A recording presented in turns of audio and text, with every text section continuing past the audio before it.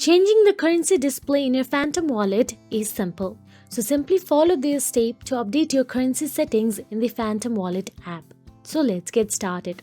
Firstly, download and open the Phantom wallet app on your iOS or Android device and log into your Phantom account. Now, once logged in the home page you can see a long list of token list option available there. Now all you have to do is scroll down the list and at the bottom you can see manage token list option available. Now look for the currency settings if available and you can simply toggle on or off the tokens you want to be displayed in your wallet. Choose according to your preferences.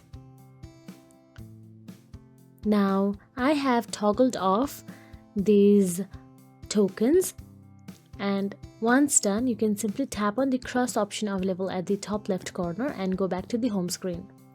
If you are trying to change how the wallet displays the value of your tokens, this option may be limited based on the available tokens.